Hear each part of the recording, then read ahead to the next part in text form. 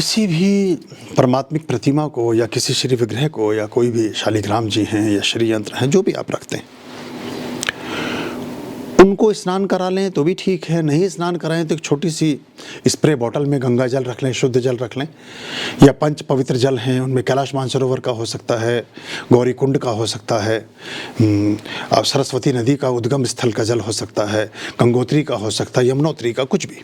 इनमें यमुनोत्री का जल कृष्ण से संबंधित चीज़ों में, भगवान विष्णु से संबंधित चीज़ों में ज़्यादा प्रयोग में आता है, और गंगा से संबंधित चीज़ें शिव और बाकी चीज़ों में प्रयोग में आती हैं।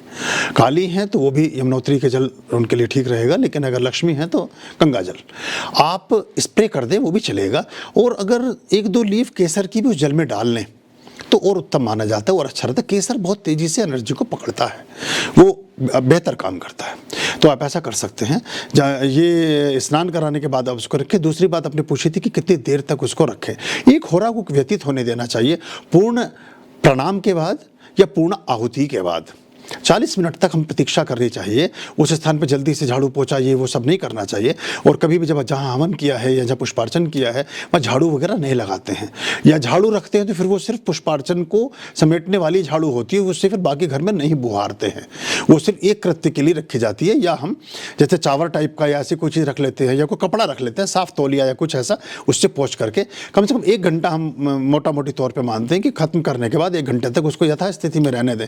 फिर उन्हें वापस से जहाँ यथेष्ट स्थान है वहाँ पुनर्स्थापित कर सकते हैं। अब रही बात ये कि आपने जो कुमकुम चढ़ाया, हल्दी चढ़ाई, ये सब चढ़ाया, केसर जो भी चढ़ाया, वो एक्चुअली जैसे हमारी अष्टलक्ष्मी हैं वहाँ अलग अलग पदार्थों को चढ़ाना अच्छा माना गया है। अगर एक ही षड्यंत्र हैं तो उन पर कोशिश करें कि रूह गुलाब चढ़ाएं, वो अच्छा रहेगा। और अगर अलग अलग है तो फिर उस पर हल्दी भी चढ़ा सकते हैं, उनमें कुमकुम भी चढ़ा सकते हैं, उसमें गंधक भी चढ़ा सकते हैं, उसमें सफ़ेद चंदन भी चढ़ा सकते हैं, रक्त चंदन भी चढ़ा सकते हैं, एम्बर भी चढ़ा सकते हैं, बहुत सारी चीज़ें हैं। फिर वो आपके पास 8 षड्यंत्र होने चाहिए अलग अलग देवियों को रिप्रेजेंट करते हुए, यानी अष्टलक्ष्मी को रिप्रेजेंट करते हुए। फिर उनके जो ये सूक्ष्म ढंग से बढ़ता जाता है, फिर उसको उस तरह से हम स्थापित करते हैं, और फिर 8 की 8 लक्ष्मियाँ उस तरह से आपके जीवन का वर्णन करती हैं।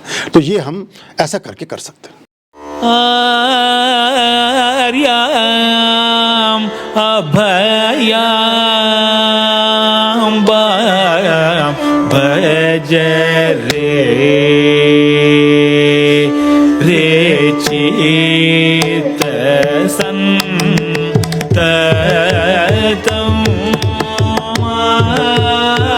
आर्याम अभयाम